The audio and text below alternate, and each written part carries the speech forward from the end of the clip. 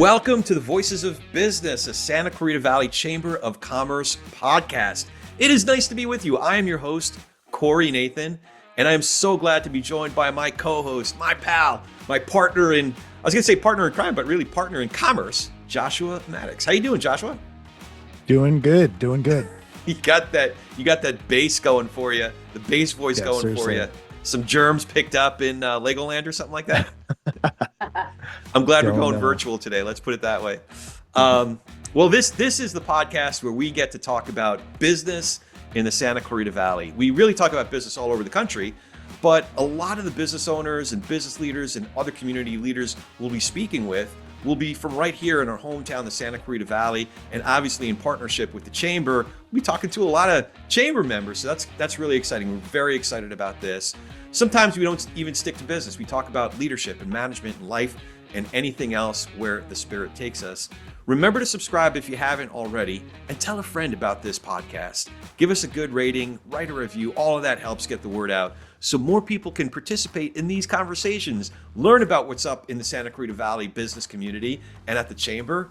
And really excited about this conversation that we're having with Becki Robb, who is the Senior Director of Special Events at Princess Cruises and the Chair of the Santa Clarita Valley Chamber, and Ivan Volschenk, Managing Partner of Evolve Business Strategies and the President CEO of the Chamber. Becki, Ivan, thank you so much for joining us today. How you doing?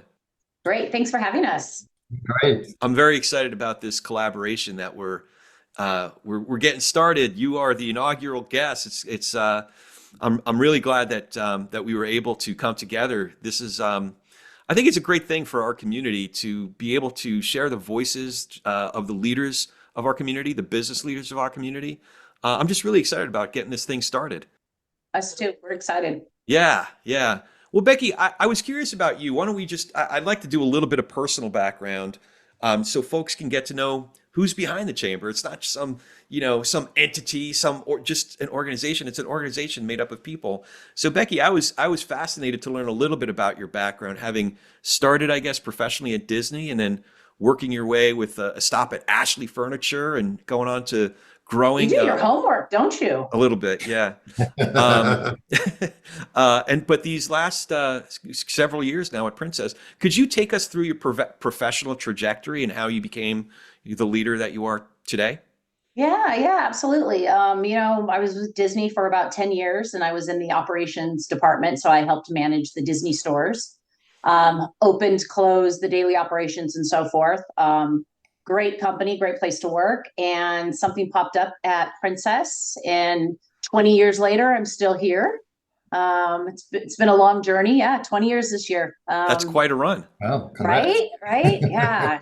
I started in the operations department for the hotel division. So I managed things on board the vessels. I don't know if you've been on a cruise ship, but I managed the teams on the cruise ship, and then kind of went over to the events where I managed the inaugurals, all of our day-to-day events that take place, PR events, communications, that type of stuff. So large groups, but definitely fun and a lot of travel. One of the questions as a business owner myself that I'm sure a lot of other business owners are wondering is what is it special that Princess has done that it would earn such loyalty from someone like you, a leader like you, to stay with the company for as long as you have? What do you think other businesses can do to engender that kind of culture? It's honestly, it goes to the people you work with, really. We have an amazing team, which, continues to evolve, and we bring new people on, and we just have good camaraderie and good focus and morals, and everyone has the same passion for what we do. It's those type of people and those type of partnerships that just drive you forward, and you kind of want to stay. I mean, it's a great company to stay with. Yeah. To your point, my sister-in-law has worked there for a number of years, and she often talks about it as her favorite job ever. So definitely hear you there. And Ivan, I was curious about your background. You built quite a successful firm, software company in South Africa. And it sounds like you started at a relatively young age. So I was curious what prompted your first decision to move into entrepreneurship, and then you made a huge jump to come to this country. So I was curious about all of that. Sure. So yeah, I started my career basically in finance and at a software company. And the owner of that company pretty much took me under his wing and pretty much mentored me to be able to do what I was doing. And at the age of 26, I decided I can do this myself and started my own business, basically writing software, legal accounting software for attorneys. And however many years later now, I still have clients in South Africa using my software. So having, so now I'm really curious. So you came out of the gate, I could do this myself. Would you have, if you had it to do over again, would you have waited a couple of years, or were there mistakes that you could have avoided if you had a little bit more experience under your belt, or would you have done it the same, even if you did have to do it all over again? I missed my goal by 1 year. The original goal was to start my own company at 25. I started at 26. So okay. That's my only regret, that I could have started a year earlier. So. Oh, wow. Yeah. So you'll take my 2 years extra experience and you'll raise me a year of, less experience. That's terrific. That's really ambitious, but it's really admirable. And what prompted your move to the US? Obviously, better life, better opportunities in the States and that as well. My family had moved to the States, so I wanted to be closer to them and that as well. And just, the American dream has always been something that I've believed in, and I'm proof I'm living it now. So, now you're the president CEO of the chamber. Evolve as a consultancy has a really unique niche. I was curious how you recognize that as an opportunity and how you evolve, if you will. Well, evolve is a very apt name for it, because we've constantly had to evolve, not just ourselves as a company, but the chamber itself as well. So the history of evolve actually comes from volunteering from the Chamber of Commerce. In 2017, my husband, John Musella, was the chair of the board. And the chamber had a lot of issues that they were going through and that as well. And John, with the board of directors at that time, came in and tackled all those challenges that needed to be addressed. And part of that was getting me involved to try and help from a finance side as well as a logistics side, because obviously my background's in software and finance. So I volunteered for multiple things through the organization. I ran the first awards and installation with John, and we made a pretty good profit for the first time for that event for a number of years. And it pretty much just evolved from there into more of a volunteering position, where I actually recreated the finances for 2 years, because there was multiple people who took over the finances over the years, and nobody really knew exactly what was going on. So I physically took all the hard copies and redid the finances for 2 years, so that we knew exactly where we were, where there were issues, how we could fix up things and that as well. So. And Becki, have you been involved in the chamber that whole time? And if so, I'm curious what your observation is in terms of some of the changes that you've seen with the chamber over the last few years. So I've been with the chamber about 5 years now. Ivan always corrects me if I'm wrong. I was the 2023 chair last year, and then obviously now this year, so 2 years in a row, will be the chair. So you know what? What's funny is when I came on, we had a number of our employees who used to be on the chair as well. So Princess has had a couple other people who've done the chair, and I've heard from them prior to this that there was a lot of challenges and issues before bringing on a new management company, which is Evolve, and they've been fantastic. I mean, there was definitely struggles at the very beginning trying to understand how to support our community and how to make sure that everything was put in properly, and you had the right finances and you had the right marketing and you had the right plans. And they have definitely changed it. It's been, without Evolve, the chamber would not be where they are today. I have to say that they've been fantastic. That's great. And Joshua, you've been with the chamber for quite some time as well. I'm curious what, just as a member, a pretty active member, what some of those positive developments that you've observed. Yeah, well, so been in business 16 years and looked at joining the chamber, I want to say 10 or 12 years ago, and anyone who has been part of the chamber that long knows some of those issues, as Ivan had alluded to, recreating financials from, paper records.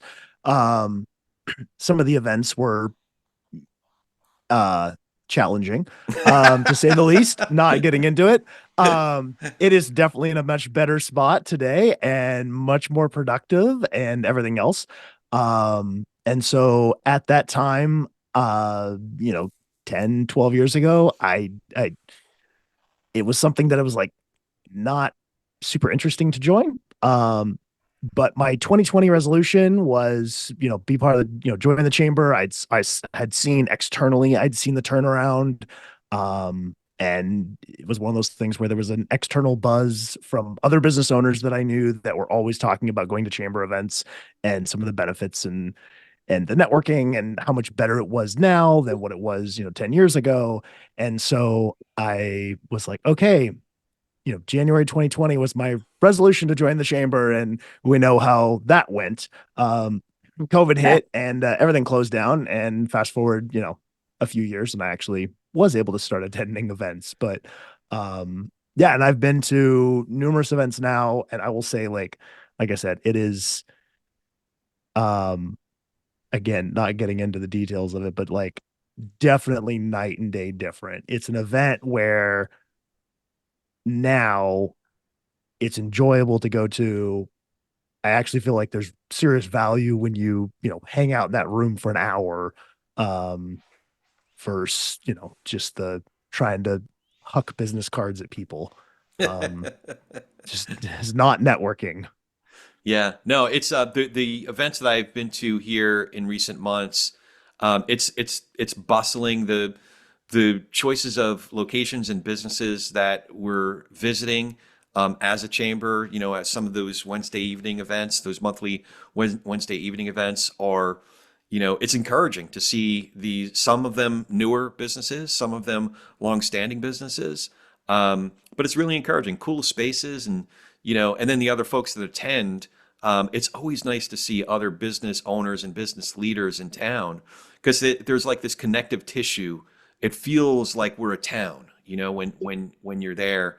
And it's a development that a lot of folks, as we look at the country as a whole, a lot of that connective tissue has been disintegrating over time. A lot of folks have studied the loss of local newspapers, for example. We are fortunate to have not just the Signal, but KHTS, the radio station that binds us together.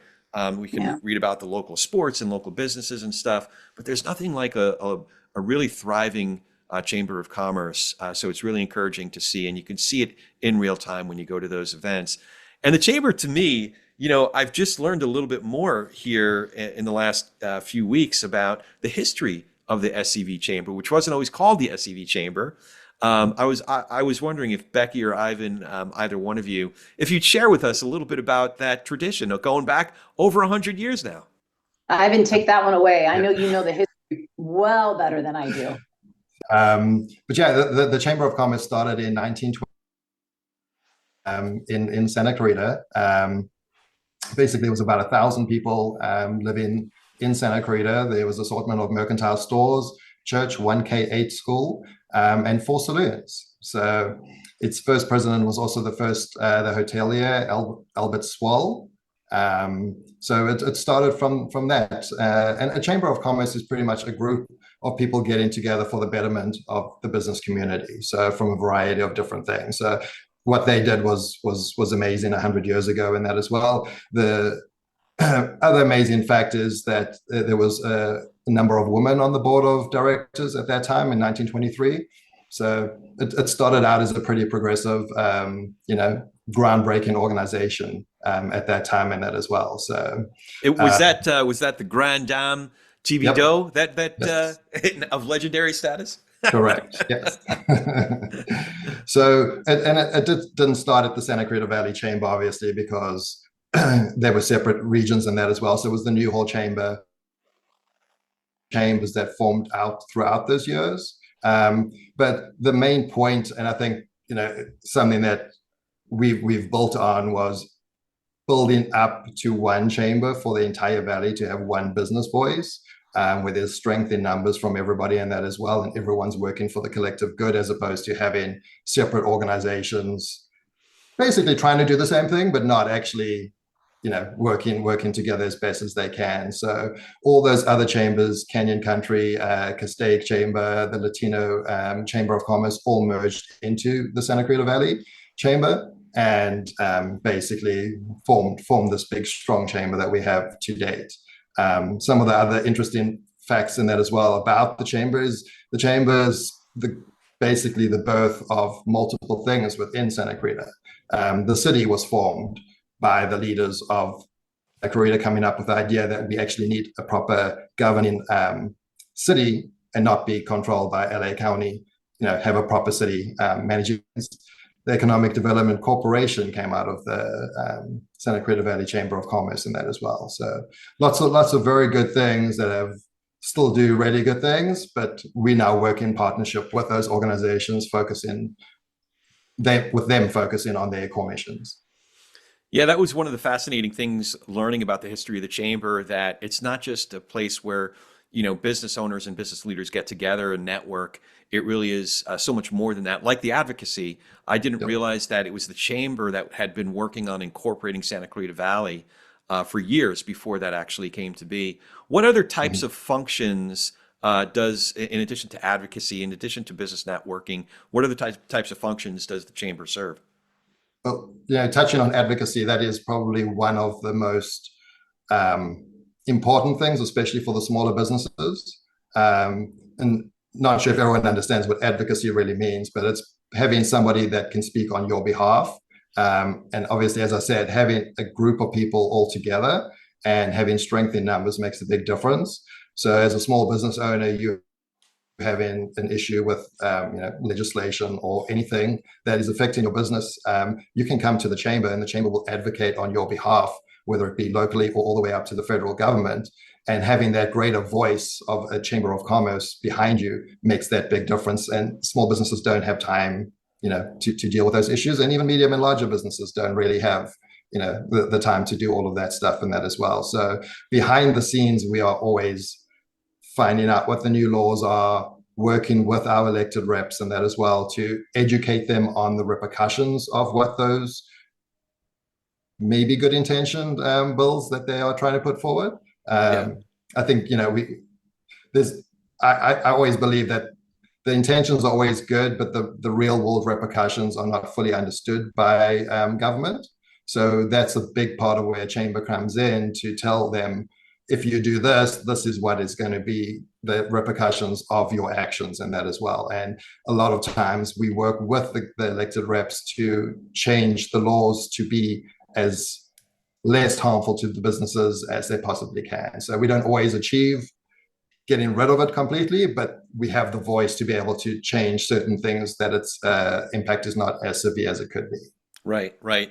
I know in my own experience, just having, if just as one small business owner, there's only so much that my voice can carry, even with our elected officials here, whether it's at the LA County Board of Supervisors or State Assembly, State Senate, but I have found that being a part of the chamber, being a part of business groups, and it's not just, one party or the other. I found that there's receptiveness from our elected officials from both parties to be a part of a small business committee. And I've seen it in real time, where we have a voice in the room and say, hey, I understand the intent of this legislation, but to your point, Ivan, being able to say, hey, this is what this looks like in pragmatic, concrete terms to our business. How can is there a way to advocate for some changes in this legislation? I've actually seen it happen myself. So it gives us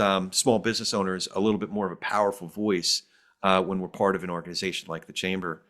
It's also our partnerships with them. They trust us. They believe in us. They understand what we do for the community, and all of our ambassadors and the dignitaries and everybody we work with. So they understand that when they come to us, or we go to them with a situation or a challenge or an issue on any of these facts, they know that we've done our research, and we're coming to them with the community in our hearts and making sure that we're doing the right thing for everybody. So I think we have a good partnership and a good connection with a lot of them too, so they understand that piece too.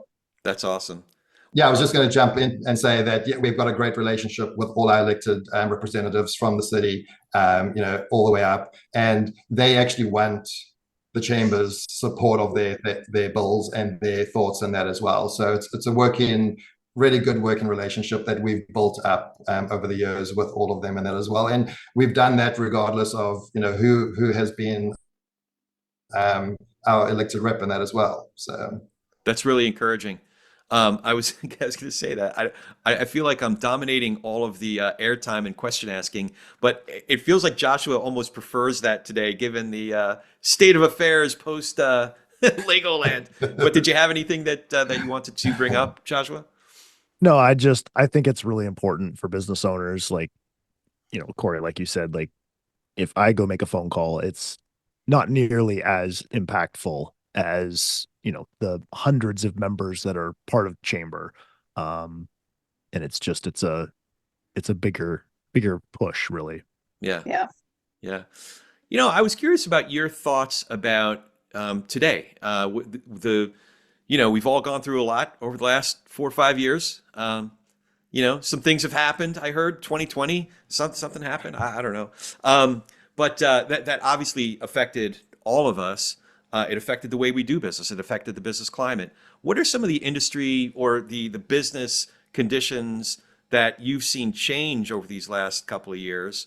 And how do you feel the climate is today? Well, I'll let Becki speak first because she's obviously a prime example with Princess Cruises. So. Yeah, I mean, just from a Princess, our area and our expertise and what we manage. I mean, we give people amazing vacations and we give people amazing memories, right? And we couldn't do that for a very long time. And we were out there struggling like everybody else, and we're bringing the companies back, and we're bringing these memories back, and we're coming back and bigger than ever. We have a new ship coming out this month, Sun Princess, or she's going to be named this month. But it was a struggle for a lot of people. And we tried to, as a company, we tried to make sure we employed people, and we did not lay off or furlough a lot of individuals just because we knew that was the right thing to do. And we tried to keep things moving in the background. And I think Princess as a whole did a tremendous, fantastic job at that. Definitely challenging for everybody, but I thought they did pretty well. And now today, fast forward, here we are.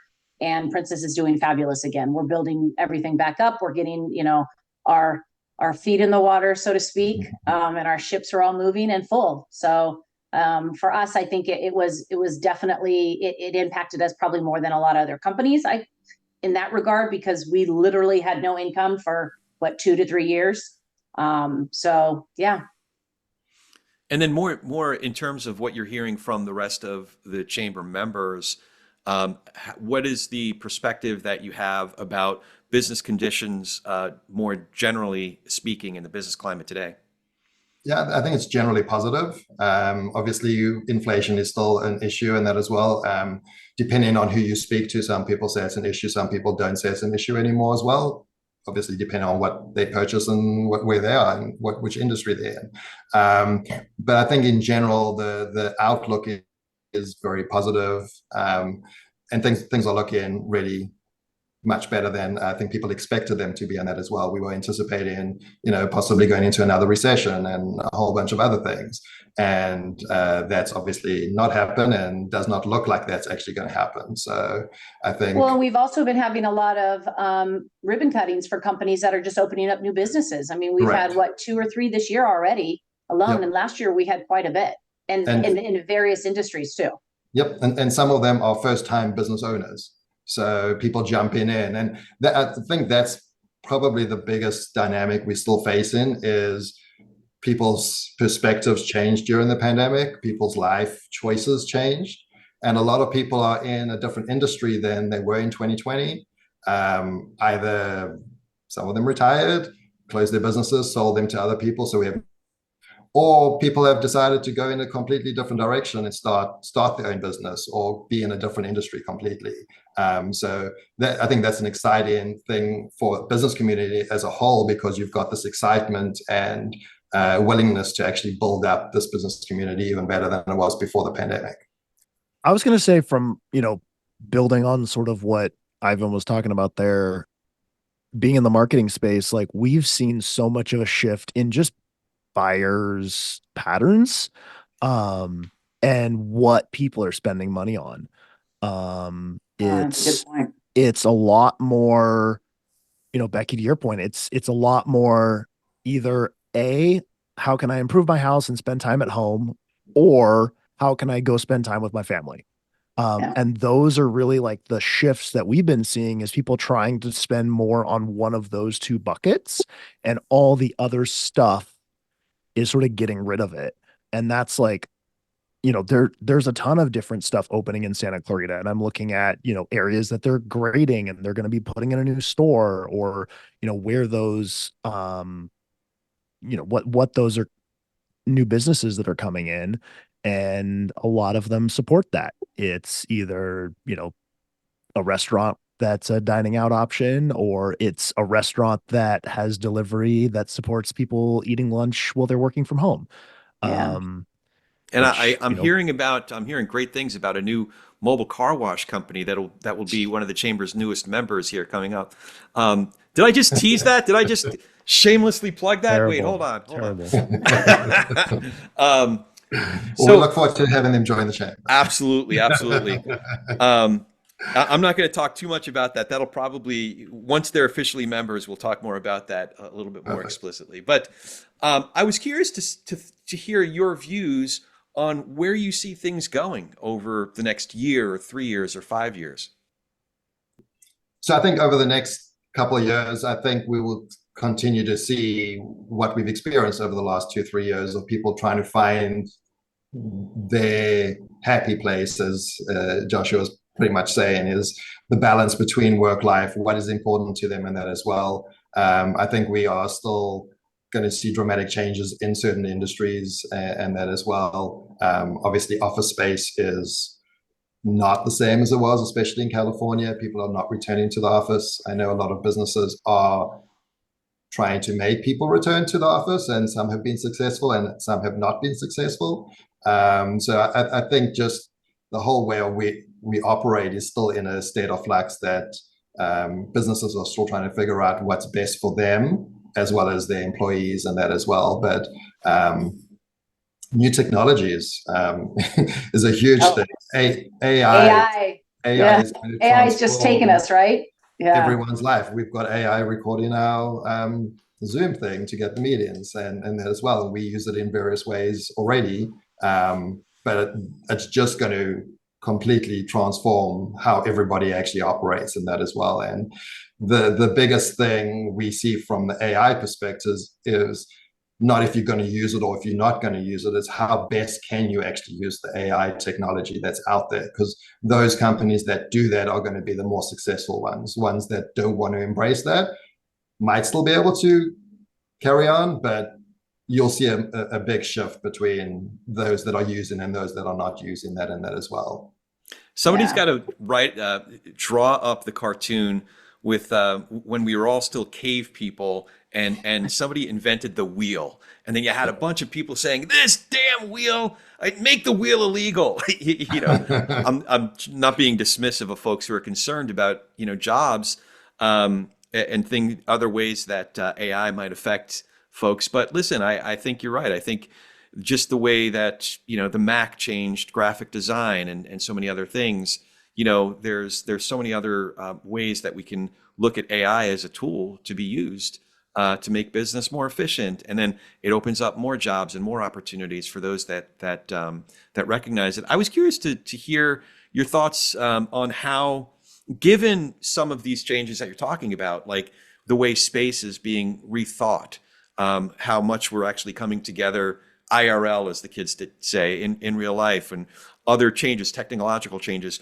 How are you thinking about the Chamber's programming and the Chamber's offerings in order to adapt with these changes that you're talking about?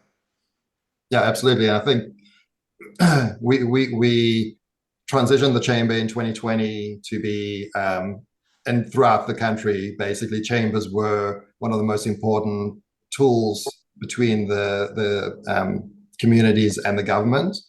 So we kind of evolved what the chamber was during that time. Chambers are going to have to just be in a constant state of evolving and meeting the needs of what the community wants, because that's what we are there for. We're there to serve the community. We're not there to direct the community. We're there to build up what is already there and work with the community on what their needs are. So I think it's just going to be a constant evolution of what a chamber really is, and those that evolve with those chambers that evolve with their communities will be successful, and those that don't will not be. So Any true. thoughts on that, Becki? Yeah, I was just thinking the same thing as far as, we have to offer our local businesses a variety of resources and, support and different opportunities for them to grow, right?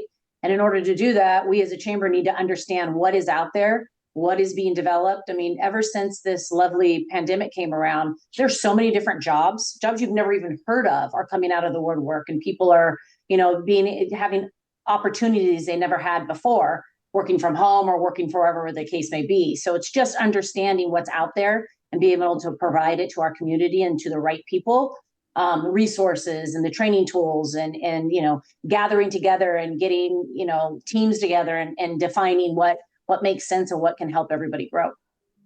Yeah, so I think that the important part of the chamber is to actually be the heartbeat of what a community is, and also know what is actually happening, so that we can make some businesses realize this is not as scary as it might appear to be, or you hear from other avenues in that as well. Yeah.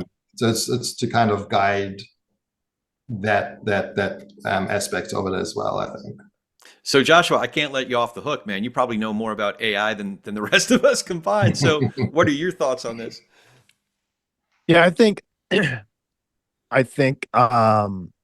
with AI, it was already said briefly, like, it's not a matter of if you're going to use it, but sort of how.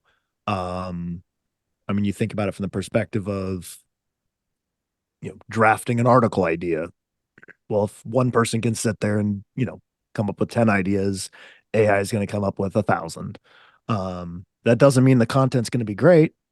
There still needs to be a human edit. There still needs to be some of that aspect, but, using that in the brainstorming phase, taking, 100,000 pages. I heard they were talking, there's a podcast I listened to that talks about AI, and they were talking about the ability to be able to pass 100,000 pages of legal discovery to AI and say, find correlations between A and B. And it would say, document, this and document that. And then an attorney would look at the two documents and say, oh yeah, it did, rather than attorneys having to, go through all of that. Now they can verify the facts, but it does 80% of that heavy lifting. We've all seen the attorney show that, they're all pulling all-nighters and trying to find, a receipt that puts so-and-so in that city at that time or whatever, to get them off the hook. But I think that's where AI is going to start to alleviate some of that type of stuff, and then start to make some stuff that we just can't wrap our head around, a little bit easier, and just figure it out. Yeah. Yeah. Just to jump on that as well, is the Chamber's got an AI in healthcare forum that will be towards the end of the year.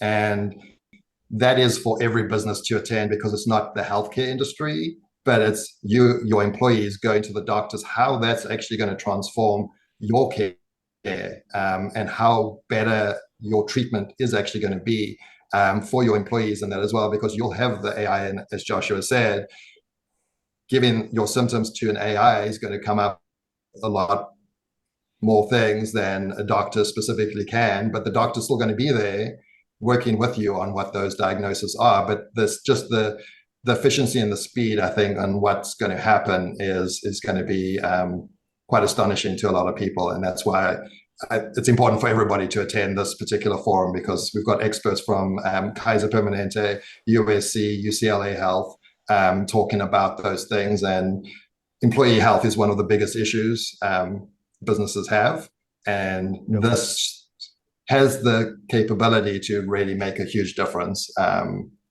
for businesses. With AI in that space, I mean, I look at just the Apple Watch alone, and just the smartwatches and the ability for you to pull a heart rate monitoring, every hour over the course of, rather than, you go to the doctor one time and you just got off a stressful conference call and you walk in, your heart rate's raised, and they're like, oh no, okay, that doesn't happen normally. I mean, I'm a big Apple person. I have Apple Health, and mine actually integrates with my doctor.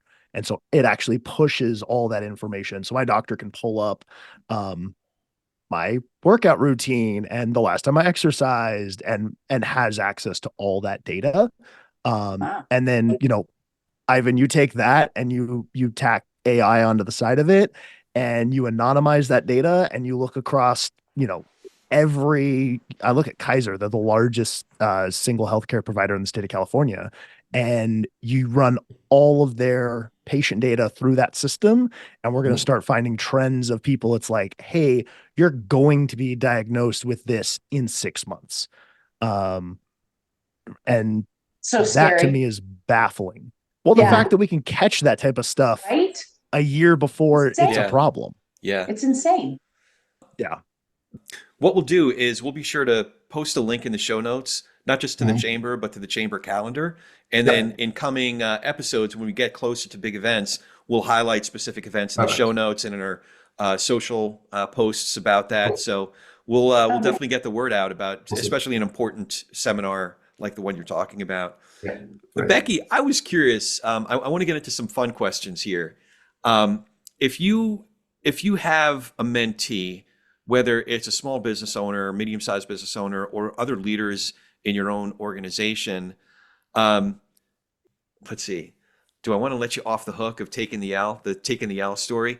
Well, I'll let you answer it the way you want. But what I'm always curious about is if there is a loss or a specific challenge that you experienced in your career, how you overcame it, and then ultimately some of the secrets to success that you would impart to your mentee. Ooh, that's a loaded question. Isn't it? On the spot and everything. To be honest, so my mentor was one of my old bosses. She kind of ended up being a boss for me out of the blue. We had somebody leave the company, and I happened to end up reporting to her, and she was fantastic. And she was the one that came to me and said, whatever you need to do, let me know, and I'm here for you. And we just started our weekly calls, and it was great. And in my industry, there's a lot of challenges with, how do you say this? It's a stripology type of organization, especially on the ships, not shoreside. So you have the captain, and then everybody reports up to the captain, right? So you never bypass the stripes as you go up. And as a female moving up in this organization, it was very, very challenging at the very beginning of it. That was 20 years ago, where you came in, and when you went on board a vessel, you didn't have respect for who you are. You had to earn respect, and you had to earn respect based on their way of doing stuff on a ship. So I originally reported into all males for a very long time. And it took a lot for me to overcome that. I didn't deserve the respect or earn the respect for who I was and what I did. I had to earn it in a different way. And it more so like I had to prove myself over what, I don't know, Joe did. Me and Joe did the exact same job, and I've been with the company 15 years more than he did, but he earned his respect immediately when he walked on the ship for who he was. And I'm saying he, not anything else. So that was a challenge that I faced in the very, very beginning. And when I finally proved myself for who I was and what I did, I overcame that battle. And so my mentor really helped me through that. Oh, that's great. That's great. Yeah. Do you have any questions for us? Well, we'll throw it back at you. What was yours? My biggest loss or biggest, how much time do you have? You tell us. A lot of what comes to mind in terms of biggest mistakes, I think of the biggest mistakes are mistakes of omission rather than mistakes of commission. Mistakes of omission meaning opportunities that I saw that for one reason or another, I either let some well-meaning person talk me out of, or I let my fear dictate the decision. So those were definitely some of the worst mistakes that I made. Other mistakes that I made really are mistakes that I knew were bad business decisions that I made with good intentions. But good intentions, like it's kind of like if you are trying to fight against gravity with good intentions, gravity's going to win every time. You know, it's not going to end well. So your good intentions are not gonna correct bad math. So those are some of the biggest mistakes. Secrets to success. Um, it's funny because I've never really thought it. Nobody's ever asked me put that question back on me. Wow, that was a good one. Good job. That was Yeah. good. So I would say there's a few things. One is just do it. Bo knows, just do it. Going back to the '80s again, but just do it with a clarity, not just on financial goals or position-oriented goals, but on value-oriented goals, priority-oriented goals, like stuff that really gives us a sense of inner accomplishment or fulfillment, real, like kind of, not to take this too spiritual or anything, but like spiritual and mental and emotional fulfillment, not just financial fulfillment. So having clarity on that while you're just doing it, I think really gives it not just not just forward momentum, but a sense of profundity of what you're involved with. So that's what comes to mind. Anything? Well, what do you think, Joshua?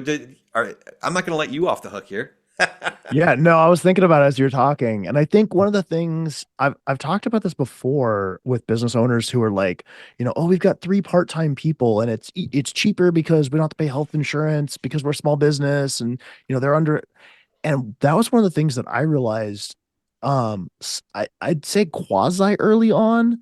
I was probably 4 or 5 years into business and was, yeah, you can have 3 or 4 part-time people, but then you're sharing that employee's resources and that time with another business, and scheduling just becomes very interesting. And then instead of managing 3 employees, you're now managing 6 employees. And if you think you told someone something, you probably got to repeat it again because you probably missed someone because they weren't in on that Tuesday. And I realized, again, it was probably like 5 years in that having those full-time resources rather than a few part-time just made more sense. At least for my business, and just, something that when we first started, we didn't necessarily have the client base to support it. But then instead of taking someone from part-time to full-time, I just hired another part-time. So, have corrected that now. But secrets to success, man. We've talked about it a little bit, sort of briefly talked about it, but is it sort of that work-life balance, honestly? Like the fact that last week, yeah, I was out. Yeah, checked email once or twice. Like the world didn't burn down. Yeah. Unless you're a heart surgeon, but still, you got to take a vacation. Yeah. I mean, and you make a good point too. I mean, ever since the pandemic, I think people have valued more their personal balance with work, and people are taking vacations more and doing stuff together and having more family time. And I know I do. I don't think I ever took a vacation before this pandemic. And after the pandemic, I was like, I need to start using my time. I don't know what I'm doing wrong here. But yeah, I think that is the secret to success is work-life balance now. Really, really focus on that. Yeah. Yep. That's awesome. Yep.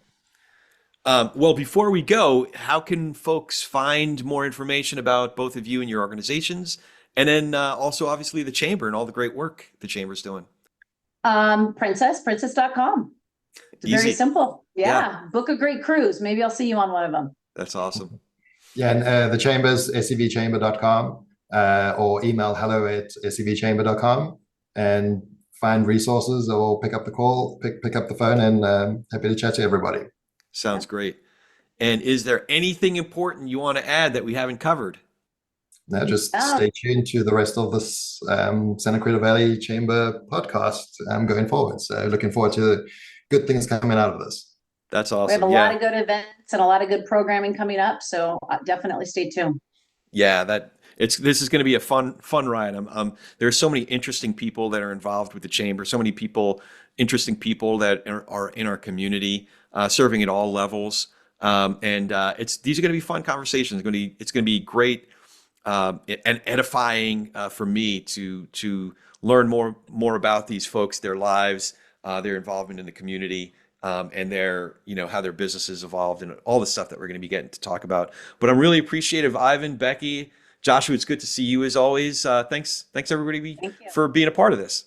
Thank you. Excellent. Thank you. Yep. And as always, please follow, rate, and review us wherever you get your podcasts. It really helps us in the rankings, especially those reviews, those written reviews.